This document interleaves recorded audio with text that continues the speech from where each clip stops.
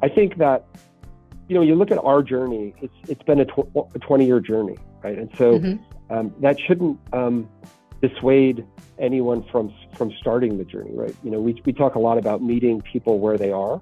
Yeah. And I think that's really, really important. Do something, right? It is very easy. I agree with you to be overwhelmed by the magnitude of some of the challenges we're facing and say, well, nothing I do is going to make a difference. And so I'll just do nothing, right? And I encourage people not to take that approach, but to just start somewhere, do something small. I think it's an incremental journey. Welcome to the Sustainable Hospitality Podcast, where we interview industry leaders in all areas of sustainable hospitality and tourism. I am your host, Kathy Sue McGuire, President and CEO of Sustainable Hospitality Solutions. We specialize in gaining internationally recognized ECO certifications for hotels, venues, events, and destinations. Enjoy the episode. Welcome, everyone, to the Sustainable Hospitality Podcast. I'm your host, Kathy Sue McGuire, and I'm delighted to have with us today Michael Gulich, who is the Vice President of Sustainability at MGM Resorts. And they are doing so many things. It's very impressive. So he's got a lot to let us know about, and hopefully other hotels will think about doing the same. Thanks for being here, Michael. Thanks, Kathy. Thanks for having me. So why don't you first go ahead and give us kind of a broad overview of what you're doing at MGM Resorts? Sure. Happy to do that. So we have been focused on sustainability for approaching 20 years now. And for us, that journey started with a major project for us, which was the City Center project here in Las Vegas. And so that today you would know as the Aria and Vdara property. The Crystals Mall is part of that property as well. It's a very large property, and design was started in the 2004 to 2006 timeframe, and construction began in 2006, and it was completed in 2009. And the decision at the time was made to pursue LEED certification for that project. And the project was, as I said, large. It was approximately 16 million square feet, and it was built in multiple phases. And so ultimately, we received 6 LEED Gold certifications for the different aspects of the project. And it was a big deal for us, and it was a big deal for the industry in that the 16 million square feet of space that we had certified exceeded all LEED certified projects globally to that point, right? So it was a major milestone for us, and that really set the company on a journey towards deeper levels of sustainability and shifting from what I would call sustainability in the built environment in terms of design and construction facilities, which we still do, but also into operational sustainability. And so we've had several iterations of our kind of strategy and goals, but we currently have looking out to 2030 goals in energy and carbon and water and waste. And so maybe jumping into our energy initiatives, we're very much focused on conservation on the demand side, as well as renewables on the supply side. And so from a conservation point of view, we've reduced our energy use per square foot, which that's our metric, energy use per square foot per year, by almost 25% over the last 18 or so years. Our goal is a 25% reduction this year, so we're right on track to meet that. And the way we've gotten there is through a series, kind of a portfolio-wide approach to energy efficiency and conservation that includes, for instance, a lighting retrofit project of almost 1.5 million fixtures converted to LED. So that was one of the largest lighting projects in the country. we also leverage operational certifications. So all of our Las Vegas properties have at least one operational green operational certification, such as Green Key or Green Globes for existing buildings. And we're continuing to look kind of day in, day out, quarter over quarter at what the opportunities are for continued levels of efficiency. And of course, that performance over time yields both environmental and financial benefits to the company. On the supply side, we have a goal to be 100% renewable electricity for North America by 2030, and that equates to 80% globally. And maybe I should have started with this. For those who don't know who MGM is, we've got a critical mass here in Las Vegas. We've got 13 resorts here, and it includes some of the we're a house of brands, so it includes some of the big names that I'm sure you've heard of, like Bellagio and Aria and Cosmopolitan, but also includes, of course, MGM Grand and Mandalay Bay and others. And then we have 7 regional properties in 7 other states, from Detroit out to the East Coast and then down to the Gulf with the Beau Rivage in Biloxi, Mississippi, and then 2 in Macau, and we're building Japan's first integrated gaming resort in Osaka, and that'll be online in 2030. And so all of our sustainability goals are looking at that global portfolio. So in terms of renewables, we started that journey in 2015 and 2016 with an on-site array at Mandalay Bay. And so we have literally millions of square feet of convention space, exhibit space at Mandalay Bay. And we made the decision. The roof was fairly obstruction-free, and so we made the decision to put renewables there. And we did it in 2 phases. And it's an 8.3 megawatt system, and that's about 26,000 panels and about 25 plus acres of roof space there. And so that was our first foray into renewables, and it worked out well for us. And so more recently, we made the decision to do an offsite project that's about 45 minutes north of the Strip. And we did that with a partner in Venergy.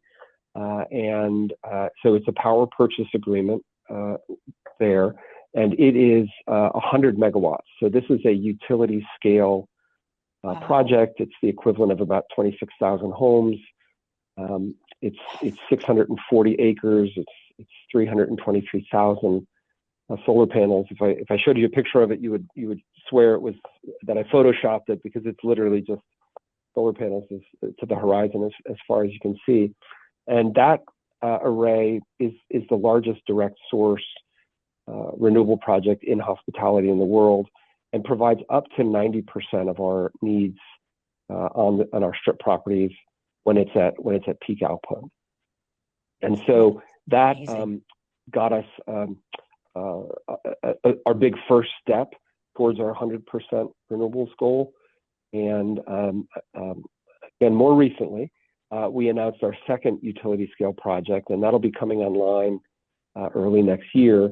And that is more than doubling the capacity of the mega solar array. So we're adding 115 megawatts of capacity, and that will have battery storage, importantly. So that will be 100 megawatts or 400 megawatt hours of battery storage. And so what that allows us to do is to extend into the evening hours with our renewables. And for us, what was critical, it's not enough battery to take us through the night, but what was critical for us from a design criteria perspective was to be able to cover the hours from 6 p.m. to 10 p.m. And that's really when the grid is peaking out, where commercial uses are still online and the residential uses are ramping up. And it's also maps to some of the hottest times of the, and where the sun, we have a lot of sun here, right? So that solar load takes a couple of hours from the peak outdoor temperature to work its way through the the envelope Yeah. of the building and get inside. So all of those things coincide in that 6 to 10 p.m. time frame, and that battery storage will allow us to get through that period. That's amazing. I'm just really blown away by everything that you're doing. Yeah, it's definitely implementation at scale, and again, it's good for us environmentally, and importantly, it also works for us financially. Shifting gears to our waste programs, with as big of an operation as we have, we do produce a lot of waste. We take a little different approach, I think, than I've heard from others. We're looking at more than 30 different material streams, and it's kind of the usual suspects that you would be familiar with from residential recycling of glass and aluminum and cardboard and paper. But it also includes more hospitality-focused items like pallets and mattresses, and of course, e-waste and grease from our food facilities, as well as food waste. And I'll tell you more about our food waste programs in a moment. But what's different for our approach is that we, for the most part, with only a couple of exceptions, do not have recycling bins in the front of house area. And the reason for that is that we found that when we have folks sorting their own recyclables, we get a lot of contamination. We get recyclable commodities in the landfill stream, and we get, unfortunately, landfill waste in the recycling stream. And so we do all of that at the dock. We have teams at each property 24/7, and they're ripping open every bag and hand sorting that material and pulling out all those commodities, right? And so we get a much better diversion rate with that approach, much more consistent, and it gives us that control. Importantly, also it takes it out of the hands of the guest, right? And so when you come to Vegas, you come to one of our properties, we want you to not be thinking about, not be worrying about anything, right? We want it to be enjoying and let us handle that for you. So that's kind of the overarching approach we've taken with all of our sustainability initiatives. From a food waste perspective, we're the largest operator of non-chain restaurants in the world, and so our food footprint, both from a purchasing and a waste perspective, is large. We do a number of different things with food waste, and we follow the EPA hierarchy of food waste, where feeding hungry humans is the highest use of food waste. Mm-hmm. And so we've pioneered a process in our banquet operations where when we have large events and 15,000, maybe even more person events, and we're doing a meal for 15,000, we need to have that food ready to serve in a relatively short window for that mm-hmm. meal. But we have no way of knowing how many people are going to actually show up for the meal. And so unfortunately, oftentimes there is waste despite our best efforts. And it's high quality food, it's delicious, it's well prepared. Yeah. And like I said, the best use for that would be to feed hungry people. And so we pioneered a process where we, if it's appropriate and it hasn't been put out yet, it hasn't been served yet, we transfer it into disposable containers. In some cases, we blast chill it. There are certain thresholds from a food safety point of view, an hour after preparation, 2 hours after preparation, 3 hours after preparation that we have to hit. So we're very, mm-hmm. of course, careful with that. Ultimately, it ends up in our commercial freezers.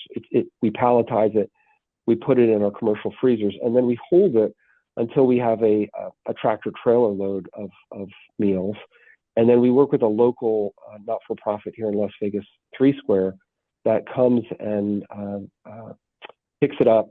And then they're an aggregator and a distributor to homeless shelters and food banks. And so they get that out to the hungry, importantly in the community in which we operate. And so that program we call our Feeding Forward program, and it combined with grants that we give to the local community for food, for the food insecure.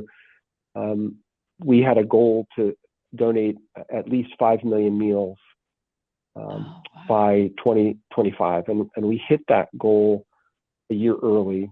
Currently, we're over 6 million meals donated since 2016 in the communities in which we operate. So we're very proud of that program because it's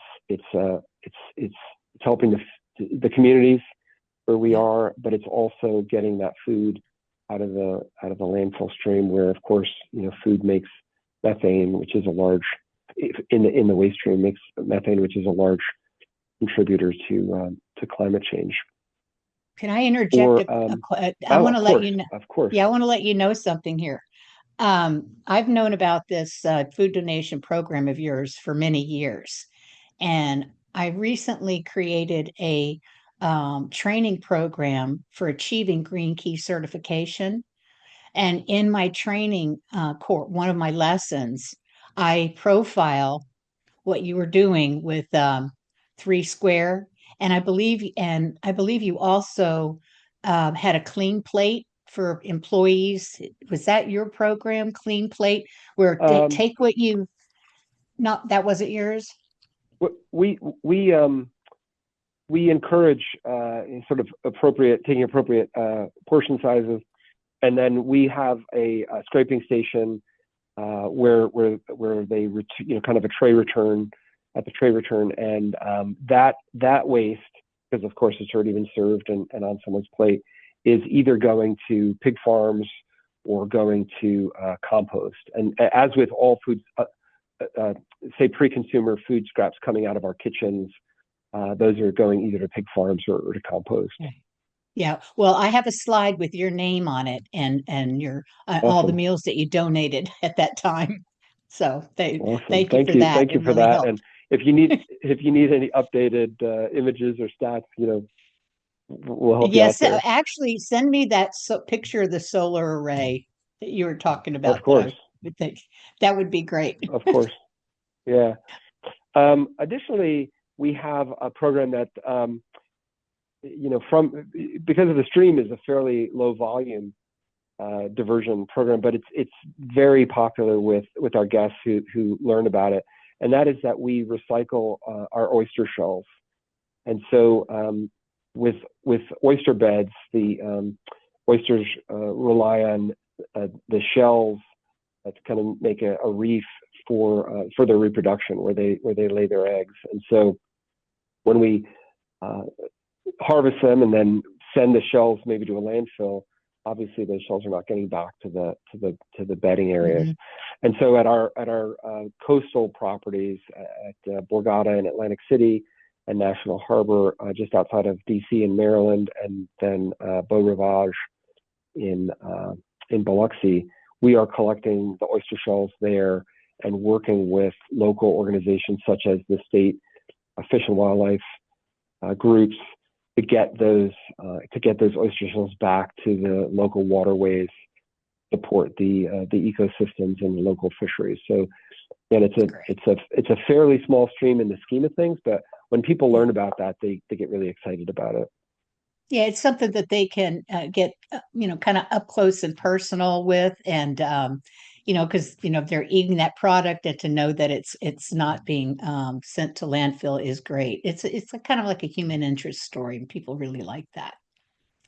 Yeah, I love sustainability stories that hit on multiple systems, improve the quality of multiple systems, and that's a good example of that. For sure. Support for this episode comes from Voxfold. You know what most people don't realize? Hotel bathrooms waste thousands of half-used toilet paper rolls every day. It's wasteful, it's costly, and that's where Voxfold comes in. They've created refillable, design-forward dispensers that use premium bamboo tissue in a single sheet solution. Guests only take what they need, housekeeping spends less time refilling, and hotels save big, up to 30% less waste and 50% lower costs. It's cleaner, smarter, and better for everyone. Foxfold really is the future of the hotel bathroom. Shifting gears again to water, we being that we have this critical mass in Las Vegas and we're in the desert southwest of the U.S. and we rely on the Colorado River for our water supply. Water is of course a very important commodity for us, and it's become a kind of a keystone value for the company. We've been at conservation for a long time. We track our utility usage back to 2007, and so we've reduced our water use per square foot per year by roughly a third since 2007. And we've done that through a variety of conservation measures, of course, low flow and low flush fixtures in our properties, in our guest rooms, and our convention spaces, through operational savings, so focus on leak detection and just looking at, especially in kitchens, how can we only use what we need, not leave faucets running during all operating hours, which happens unfortunately in some kitchens. Or thawing out frozen food. Right, exactly. I've seen them leave things, they've got the water running and they walk away and they don't come back for a while and it's just sitting there with the water running. So it's like, yeah, exactly. Not good. Exactly. So since 2007, over that period, against a business as usual case, we've saved over 18 billion gallons of water portfolio wide. So it's a significant achievement. In Las Vegas, we look at water a little differently, and some of your listeners might not be familiar with the way we look at it. We have a municipal recycling system here for water. And so every drop of water that goes down a drain throughout the city of Las Vegas is getting treated, processed, pumped back to Lake Mead for future reuse. So we've effectively got a closed loop system. We get in the state of Nevada the smallest allotment of Colorado River water of the basin states and Mexico. And those allotments were set almost 100 years ago. And so obviously Nevada had a much smaller population then. And so it's really been a success story for the city, and really, I think, a shining global example, because we've been able to add almost 1 million people to the population of Las Vegas over the past couple of decades, while reducing our absolute water usage by about 25%. And so it's really, I think, a great example of a sustainability story that really underpinned the economic development for a region. And the economic renaissance that we're seeing in Las Vegas today with, we've been the gaming capital, but becoming the food capital, and now the sports and entertainment capital. And we're seeing a renaissance in sports where we have the Las Vegas Golden Knights playing at our T-Mobile Arena. We have the Raiders are here now. The Aces are here, the women's NBA team, and the A's are building a stadium here just right across the street from one of our properties. And so I don't think there's anywhere else in the country where you can have professional hockey, professional women's basketball, professional football, soon to be professional baseball, and Formula One within walking distance, the venues of one another, and with about 60,000 hotel rooms right in the middle. So none of that economic development would have been possible without this water success story. And so although we continue to focus on what we call indoor water use, or we call that non-consumptive water use, our primary conservation focus is aligned with our water authority here, which is the Southern Nevada Water Authority, or SNWA. And so for us, those uses are cooling towers, which is the end of the air conditioning system, if you will, where we're rejecting heat to the atmosphere. And historically, cooling towers are a good option, because from an energy perspective, they're very efficient. The physics of them are very efficient, but they use a lot of water. And so that's our biggest, what we call consumptive use or outdoor use. And then for us, it's also irrigation of our landscape, and it's evaporation from pools and water features. And so we've really been focused on those three uses. With the irrigation, for a long time, it was sort of the thing to do to bring turf grass, live turf grass to Las Vegas. And, we wanted to look like the East or the Midwest or something. And so it was all over. And what a lot of people don't know is that a square foot of turf grass in Las Vegas takes 70 gallons of water per year to keep looking green, right? So that's, if you can imagine that 1 square foot, it's a 9-foot tall column of water is what's required to keep that alive. And, and it's from our perspective, it's exiting the system, right? It's going down into the ground, it's evaporating, it's percolating down into the ground, and it's not getting back to Lake Mead. And so we've removed over 250,000 square feet of turf grass at our strip properties, and I'm proud to say that today we're turf grass free on the strip. Yeah, and so we've replaced that with either thank you, either desert-friendly landscaping or, in some cases, artificial turf, where we wanted that kind of green look for the aesthetic.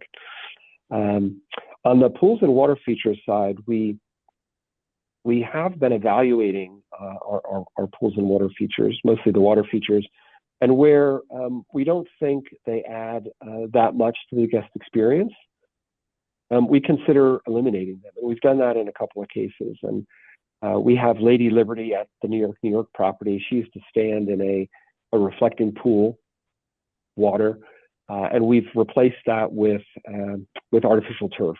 And we haven't heard any complaints from any guests that they missed the reflecting pool there. We took that opportunity to redo the lighting on that feature as well.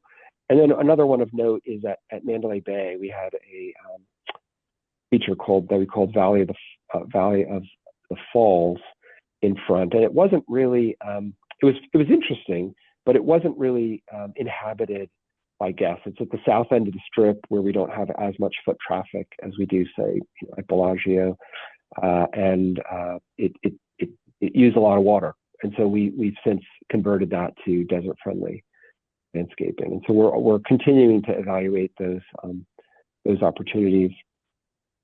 Additionally, we get a lot of questions about the Bellagio fountain, right? And I know the head of the Southern Nevada Water Authority has said publicly before that the Bellagio fountain water is some of the hardest working water in Southern Nevada, and it's world famous. It brings a lot of people in.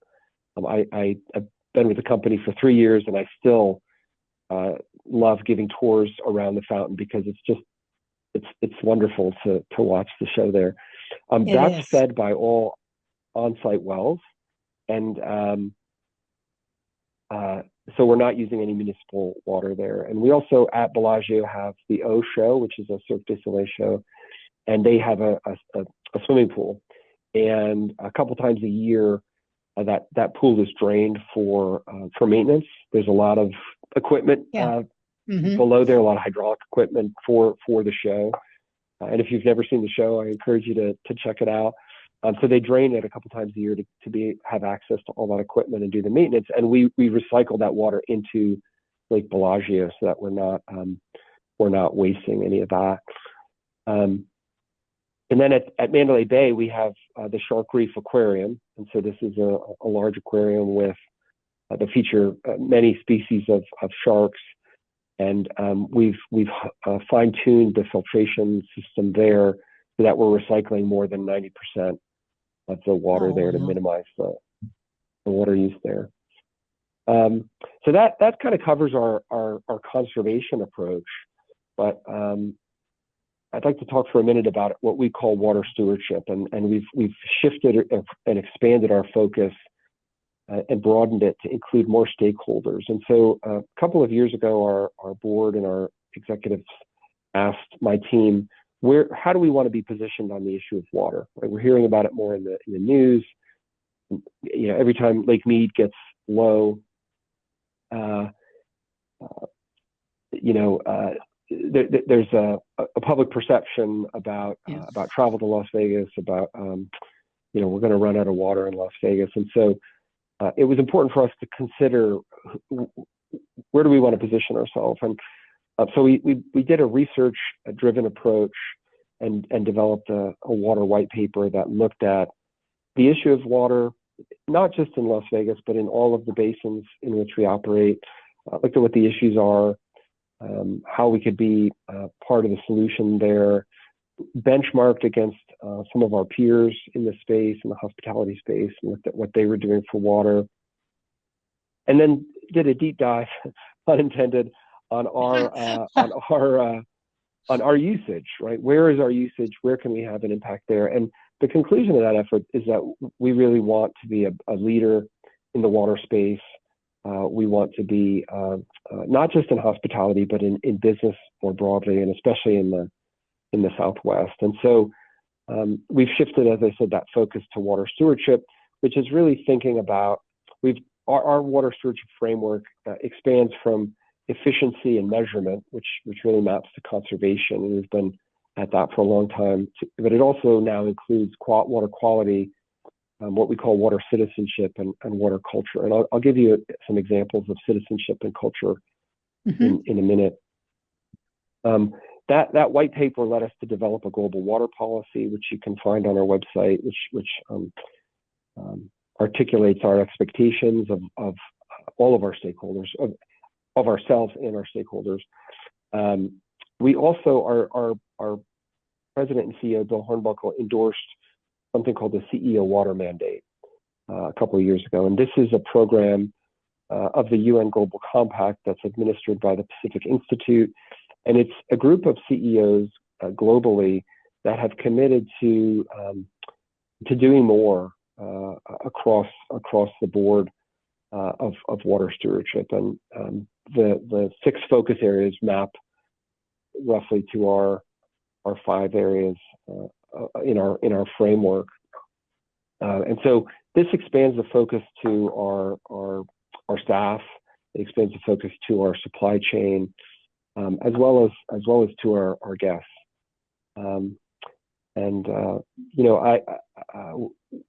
We try to tell our story. And so, for instance, I was just in New York a couple of weeks ago for a meeting of the CEO Water Mandate, as well as the Water Resilience Coalition had their CEO Circle meeting, and I attended both of those. And I was able to speak at the CEO Water Mandate event about our water initiatives. A couple of examples, as I mentioned, on citizenship and culture. So many of these types of projects, we call them collective action projects. And so this is where it's going to take more than just one organization to address some of these challenges. And there's a lot to be gained by partnering up with others. And so in early 2023, I believe it was, the Southern Nevada Water Authority, one of their directors reached out to me and asked me if I was interested in being part of a project that was going to be really cool. He couldn't tell me too much about it, but he wanted to know if I was interested. So of course I was interested. And what the project is that Las Vegas Grand Prix Formula One is here, has a race each November, and it's a road course. So we've got cars going by the Bellagio fountain at approaching 220 miles per hour. And the course, over the course of a couple of days, closes for qualifying and practice, and then it opens back up to traffic, and then it closes again. And so one of the important aspects of their track engineering is that they need to wash the track before the race activities begin, to get any of that surface oil. It doesn't rain that much here, right? So to get any of that fine particulate as well as surface oil off the track. And they didn't want their first, with the first race, they didn't want their first kind of public act to be dumping tens of thousands of gallons of water on the road and going down the sewer. So they wanted to come up with something novel, something interesting, a sustainability story that we could kind of turned it around a little bit. And the idea that we all came up with was, and it was Las Vegas Grand Prix, Southern Nevada Water Authority, and then a not-for-profit tech incubator called WaterStart. And what we did is we connected an atmospheric water generator, or an AWG, to the cooling tower at MGM Grand. And so what an atmospheric water generator is it's a piece of fairly mature technology that was developed for remote mining and military operations to create drinking water in places that don't have reliable sources of drinking water. And it's effectively what it is it's an air conditioning coil, and it condenses liquid water out of the air. It works fantastically in hot, humid climates. It doesn't work at all in the desert, right? Our average humidity is somewhere around 15% relative humidity. When we called up to order the machine, they said, "We'd love to sell it to you, but we just want you to know it's not going to work in Las Vegas." We said, "We know. We've got an idea." Thank you. Yeah. And so we connected it. We cut a hole in a perfectly good cooling tower in the side of the cooling tower, and ducted about 5% of the plume that's coming off there, which is warm, moist air, through this unit with a big fan. And that plume is almost approaching 100% relative humidity. It's warm air. And normally in the desert, it dissipates very, very quickly. And it worked. It worked actually better than we expected it to work. And it's been operational. This will be the third race here, coming up here in November. We're producing average about 1,100 gallons of water a day throughout the year. The unit has produced over 400,000 gallons since it's been operational. And really, it's a proof of concept, right? These two technologies have not been combined anywhere ever in the world, right? So this is the first time we're doing this. And it's proof of concept that there's now a moratorium on new cooling towers in Las Vegas, because we don't want that kind of water, that kind of consumptive water use in the community. But the existing towers are grandfathered in. And so we've got almost 1,000 cooling towers in the valley that are going to be here for the foreseeable future. We're allowed to replace them as long as we don't increase their capacity.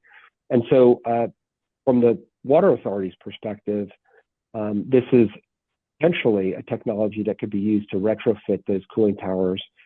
And so we've got the install instrumented like a university research project. We're collecting data. We're actually doing some work on it as we speak to optimize the controls so that we can, what we're looking at is how much energy does it take to produce a gallon of water? And obviously we want to drive that energy use down as low as we can. And so we're trying to optimize that and doing some controls work, which we think will reduce the energy use per gallon by about 30%. So we're going to test that theory. From the Las Vegas Grand Prix perspective, we're assigning that water that we're creating from thin air to their paddock facility. So where they run their operations out of. And it's a 12-month, although the race is only a week, their facility is operational 12 months of the year, and they have a variety of different cool entertainment activities that go on there throughout the year. So we're assigning the water to their facility, and they're taking credit for it as a net zero consumptive water use facility. And it's a large facility in the driest city in North America.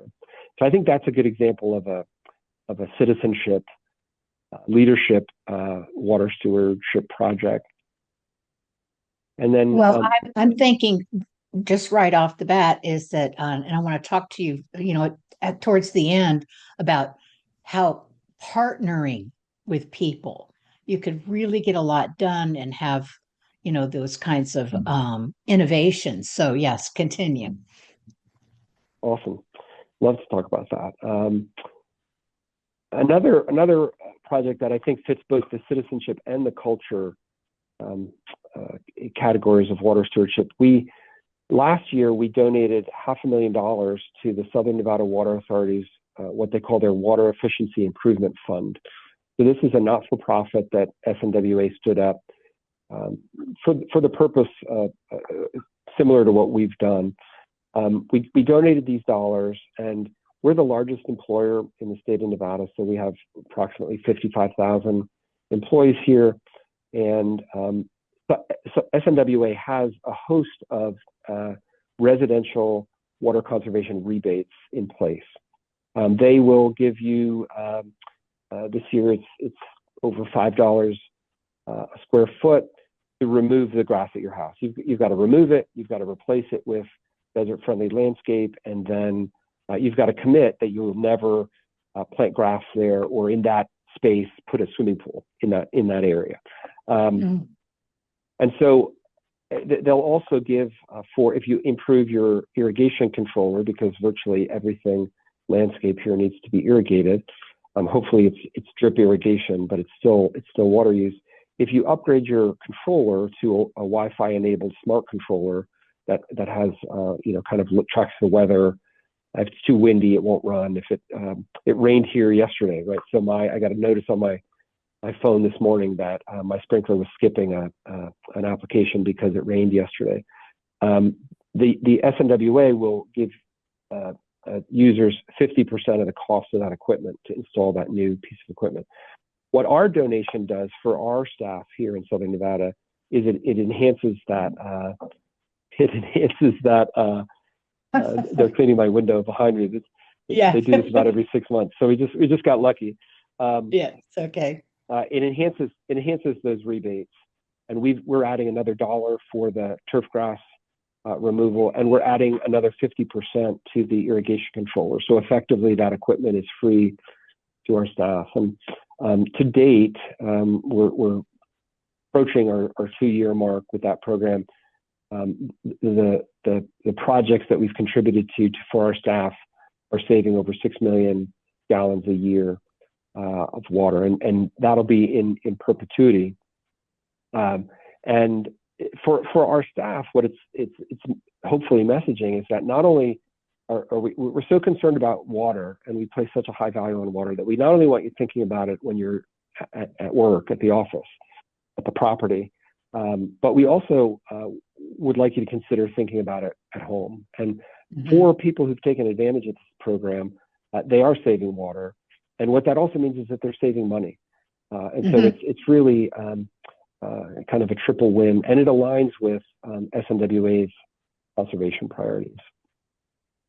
That's amazing, because one of the things that all these eco certifications ask a hotel to do is encourage people to do the responsible things at home. Right. That's exactly. great. That's so we great can leverage engagement activity. Yeah, so we can leverage that impact. Exactly. Yeah, for sure. Exactly. That's really something. I don't imagine if you have anything else, I'm like all ears, but that is so much that I can't even imagine. Definitely. Those are amazing things that you're doing. Thank you. Definitely keeps us busy.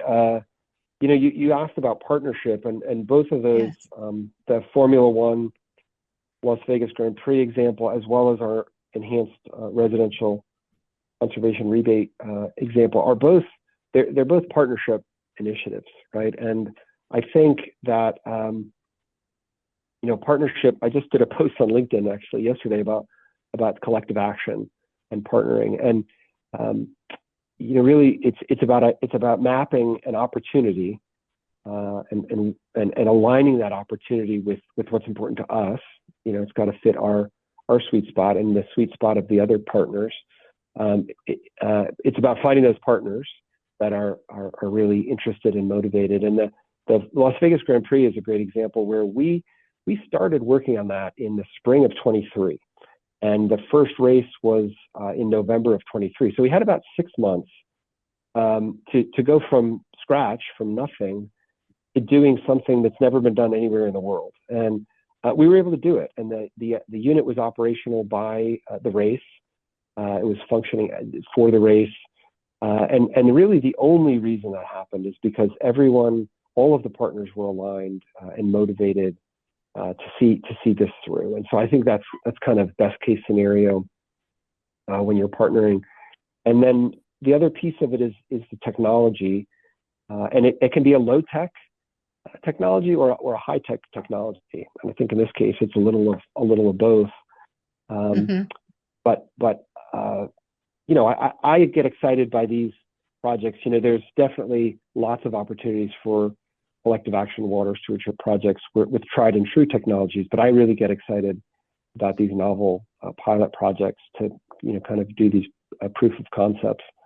But then there's also a component for a not-for-profit or an NGO, and in this case it was Southern Nevada Water Authority and WaterStart, and they really were the kind of the glue and the catalyst that brought the partners together and kept the momentum moving forward in these projects.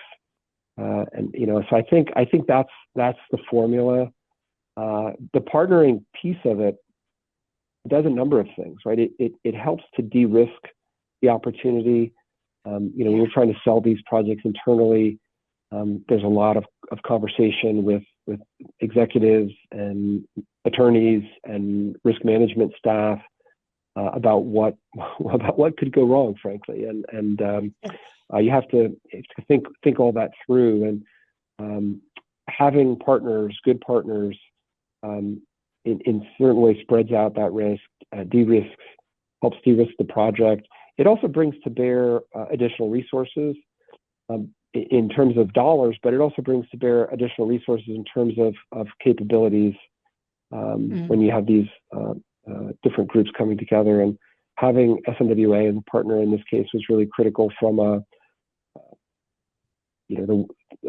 tracking the water that's used for the track washing, because initially that was the goal, was to just make enough to wash the track. It turns out we're making more than that. But so we're metering the water that's coming out of the hydrants.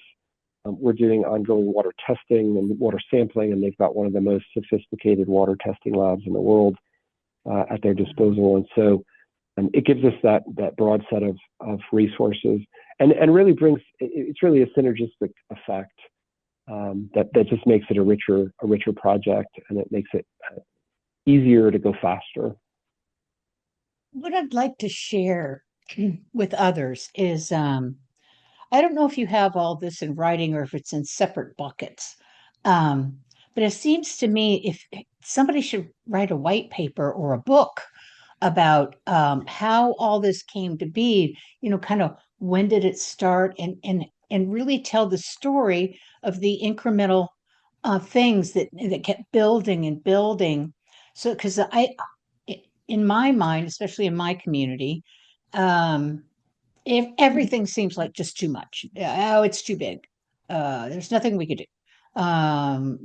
We're all busy, and you all are finding ways to partner and to do all of these things. And I just wonder, do you have anything like that could be shared that's in writing? Is here's how we got started on the entire water project or something like that? Or did you lead all that and bring all the people in? There's a couple of questions embedded there. So we don't currently have sort of a history written down. I think it's a great idea. There's a lot of information on our website that of course you can check out. I think we'll consider putting together a project to write it down. Again, I think that's a great idea. I think that you look at our journey, it's been a 20-year journey, right? And so that shouldn't dissuade anyone from starting the journey, right? We talk a lot about meeting people where they are. Yeah. And I think that's really, really important. Do something, right? It is very easy. I agree with you to be overwhelmed by the magnitude of some of the challenges we're facing and say, well, nothing I do is going to make a difference. And so I'll just do nothing, right? And I encourage people not to take that approach, but to just start somewhere, do something small. I think it's an incremental journey. When you look at what we've been able to accomplish, it's truly transformational. But again, it's the sum of a 20-year incremental journey And part of that is when you're operating within an organization, you've got to make the case over and over again. You've got to make the case that this is something we should do. This is something we should do. And having a track record is really, really helpful, right? To be able to say, we tried something new and it actually worked out pretty well. And it's people like to talk about it, and it's saving us energy or water, and it's saving us money. So I think that's really important. In hospitality, I'm finding that people are going to say, oh, well, it's MGM. They've got lots of money. They're a casino. We could never do any of those things here, even if we created a collective, like a collective action, because we just don't have that kind of money. But like you said, if you kind of starting, just take on a project or two at a time and rate it, which is what's the priority here, what we ought to do, because I live in South Florida.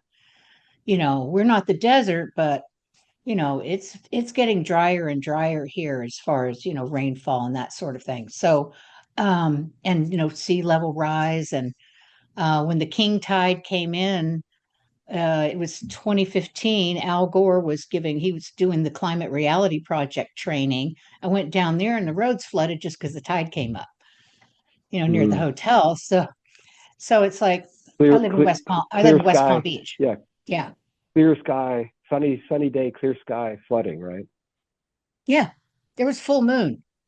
That's why the tide was high. It was a full moon. Tide was coming in. It was at night. Yeah. So yeah. So if there's one thing that you could leave us with as far as how to go about creating these things, because we don't have any hotels that are the size of yours, but it seems to me if they all got together, they could kind of share resources. Like I have in my mind that where I live, the destination marketing organization should hire somebody, maybe me, to help get all the hotels together in our community and start making these changes. Because like right now, of all the hotels we have, we only have one Green Key certified hotel in the whole community, the whole county. So it's just things like that. Do you have any advice? Absolutely. I think it's easy to think that because we're the size we are, and we're Fortune 250, that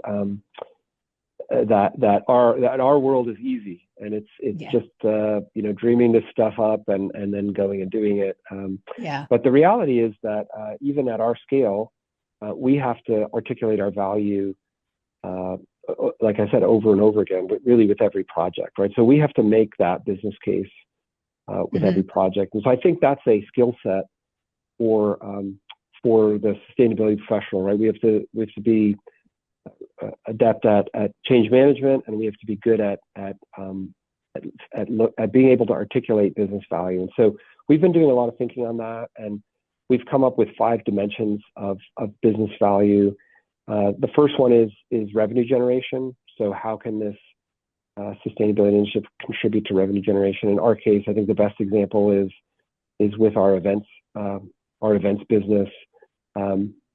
There are event customers, especially the large corporates and some other event producers who sustainability is part of their brand, who are very concerned about the footprint of their events. And so we've got some leadership programs around how to make events more sustainable. And so in that case, it's contributing to those initiatives are contributing to revenue generation. Cost avoidance is the second dimension. And whether it's energy or it's water or it's waste, there often is a payback, an ROI, and there is some savings. And so sometimes you have to adjust your horizon. So how long are we looking out? We're making an investment. When are we going to get that back? When is it going to pay returns? But that's another dimension is cost avoidance. Then there's risk mitigation. And that can take a number of different. It can look a number of different ways. We've heard from some of our underwriters that they're interested in our sustainability programs and potentially willing to give us more insurance capacity because of them. And at our scale, that's something that we think about. Mm-hmm. But also thinking about, like you mentioned, we have properties on the water on the East Coast as well as on the Gulf, and flooding there is a concern. So we could also think about risks in the supply chain. So a little bit harder to quantify those risks, but it's something that's very real. Then brand enhancement is the fourth dimension. So with certain segments of our customers, and it's important with a business that is diversified like ours, where we're gaming, we're hospitality, we're sports and entertainment, we're food and beverage, we're conference and conventions, we're online gaming. Our customer base is not homogenous, right? So we've got to be nuanced and sophisticated in how we think about customer segmentation. But with certain segments of our customer base, this is helpful, right? This is they look more highly at our brand because of these initiatives and telling these stories, and that's a challenge, right? How to make sure they know. And then the fifth dimension is supporting the communities in which we operate. And we are a large employer in the markets that we're in. And it's a little cliche to say, hey, we live here, but hey, we live here, and so do our staff. And so it's important for us to be good citizens and good members of those communities. And so how do we contribute there? So really looking at those 5 dimensions of business impact and business value is how we make the case. But there's definitely a focus on the revenue generation and the cost avoidance, and each project has to stand on its own legs, and they do, right? So but that's the lens we're being evaluated through. And so I think for people who think that it's just companies with deep pockets, like I said, I think it's a matter of starting where you are. There's that saying that a journey of a 1,000 miles starts with the first step, right? Yeah. And so do something. And you mentioned that it's a matter of tuning that opportunity with who you are as a company, with where you are. It is very regionally specific, and start with something. Don't start with something that's never been done anywhere in the world before. Right. Start with something that there's a path to, and that the return is well documented, and others have done it. Talk to others who have done it. We do that a lot when we're evaluating something we haven't done before, but maybe others have. We get our operations team, our F&B team, to talk to those other properties. They're counterparts there, whether it's F&B or facilities. They speak the same language. They have the same operational concerns. They know what they're worried about from a risk perspective, and so you can kind of take some of those risks off the table and maybe even learn from their mistakes. Yeah. And then try it, right? And then see how it goes. Track your returns. Get a good baseline of data so that you have something to compare to, and then give it a go and see how it goes. And then those folks will be on podcasts like this soon. That's right. One thing I want to say to you, and I'm sure you're too busy, but I'd love to create an event where you could come and talk to our hospitality and tourism people in Palm Beach County. Are you too busy to be a speaker? Let's talk about that. We might be able to figure something out. Okay. I didn't want to put you on the spot, and I can cut this part out if you want me to. No, that's fine. Let's talk about it. Okay, good. Is there anything else you want to share with us before we wrap up? I think I covered most of the things that I wanted to cover. Yeah, just thank you. Yeah. Thank you for this opportunity. It's been great. Having a conversation with you today. And me as well. Thank you so much. Everyone, this is Michael Gulich, Executive Vice President of Sustainability at MGM Resorts.